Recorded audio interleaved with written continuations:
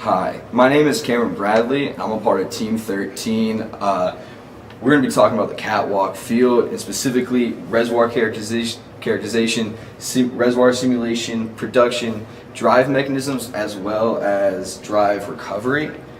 So along with myself, my other teammates are Daniel Babalola, Hillary Holland, and Emerson Zhao. They'll introduce themselves a little bit more when they come up to present. So a little bit of an introduction to the catwalk field. So it's been producing since around 1979, and as to date, there's about 43 drills that have been wells that have been drilled in this area. Excuse me. We have 4 pools: the Bakken, the Duperow, the Madison, and the Red River. And just to give you a little insight into the production history in the catwalk, we have about 5.8 million barrels of oil that's been produced, around 5.5 million MCF of gas produced, as well as 6.9 million barrels of water being produced in the catwalk field. Hi, I'm Daniel Babalola, and I'll be talking about reservoir characterization. With all the data we've gathered so far, it is highly likely that catwalk field is an unconventional reservoir. But however, we'll be anticipating that it could be conventional or unconventional. Hence, the focus of our project is going to be specific, straight to the point, and real quick. Now, the main question is the reservoir at catwalk field conventional or unconventional? If it's conventional, we plan to use the PTA, which is the pressure transient analysis, to assess the reservoir. We plan to use porosity and permeability relationship. We could also use numerical method or some modeling tools such as MBOL, Rubis, or Kappa. And finally, we plan to do the history matching of the field. If it's unconventional, hence we plan to use the lithophasis classification. We also plan to use some seismic data for cost-effective drilling and also to save time. And finally, we plan to do the Young modulus calculation and the Poisson distribution calculation, which are 2 important attributes for shale gas reservoirs. Hi, my name is Emerson, and I'll be talking about reservoir simulation. So, as Daniel mentioned, our main goal for this project is to characterize the field, and we plan to use different methods like geological mapping methods and also reservoir simulation. The only issue with reservoir simulation is the right data. So we'll be trying to get the data, and if we get the data, we plan to do the quality control of the data and see if it fits and do the reservoir simulation. So right now we don't have any pressure data. So I've been trying to contact service companies and see if they can give us some pressure data to do the reservoir simulation. And if they can, we plan to do some analogous studies and use like offset well pressure data and do our reservoir simulation to characterize the field. And we also plan to do the pressure transient analysis. And the pressure transient analysis is a process pretty much to kind of get the right input like permeability, like heterogeneous anisotropic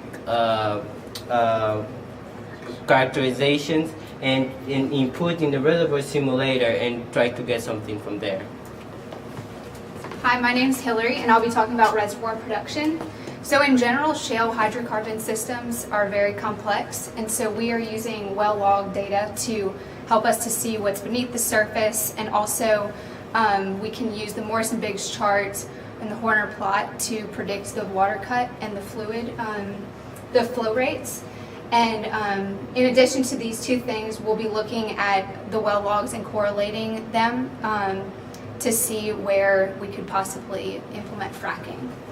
And so in this chart, showing that the productivity per well has decreased, or it did decrease from 1953, and it got to like almost 0 in 2003. And then once we started implementing fracking, the number of producing wells drastically increased. So this shows that that hydraulic fracking has really helped in the oil industry. Yeah, so a little bit about the reservoir recovery and drive mechanisms in the catwalk field itself.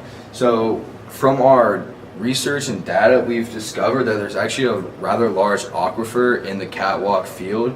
So that's going to be our primary and act as a secondary recovery method, since we don't need to do water flooding anymore, since we already have a large aquifer that's going to be pushing the hydrocarbons out of the reservoir. However, a typical problem when having an aquifer in an area is the longevity as well as the strength of the aquifer as time goes on. In case our aquifer loses energy enough to where it affects production, we'll be implementing the tertiary recovery method known as CO2 flooding. Now, there are plenty of tertiary methods to implement into a well, but we decided to use CO2 flooding, also known as CO2 injection, because through our research, experimental data has shown that supercritical CO2 enables extraction of about 15 to 60% of the hydrocarbons in the Bakken Shale formation, which, as stated earlier, is part of our catwalk field. And this graph below shows the oil production before the CO2 flooding at around 6,000 barrels per day, and after it goes all the way up to in between 12, 13, 14,000 barrels per day, which seems like a very good increase for our field. We plan to geologically characterize the reservoir using subsurface geological mapping methods, as well as some other techniques. So for the next task, we're going to use again pressure tracing analysis to process the properties and to get the right input for the reservoir simulation part. And if we don't get any data, however, we plan to just focus on the geological characterization and try to come up with a good characterization of the field. And for tasks 4 and 5, I kind of talked about that earlier. We're going to look at the well data, and we're going to predict water cut and flow rates and use those charts that I mentioned earlier to predict those rates. And then we'll perform direct correlations between the fractures just to see where the fluid is migrating, and from there we can possibly frac. And the final task of our project is going to be determining the best production optimization technique. Now, this is going to come after we've determined the best method for the reservoir characterization, as well as the other factors and methods previously. But the main scope of our second semester project in 2018 is going to be centered around the production optimization of the catwalk field. So in terms of budget right now, we really don't have any cost on ground, but the only thing that we could actually be spending money on later on is if we need to buy pressure daters. And if we're going to be buying pressure daters, then we don't have to, definitely have to pay for it. But if we don't have to pay for it, then that's going to be out of it. Another thing is the software that we would need, especially like MBOL. But if we don't have access to it at PFT, then we'll have to pay for it. Otherwise, that's going to be free too. So in conclusion, there are different methods of characterizing a well. But for CAT field, we plan to use the best method to characterize a well. And we're going to be laying emphasis on unconventional techniques, assuming our assumption of our reservoir being unconventional is right. And this is going to be the second phase of our project, which we're going to be doing and laying emphasis on in 2018. So on behalf of myself and my esteemed team members, I want to say thank you for watching.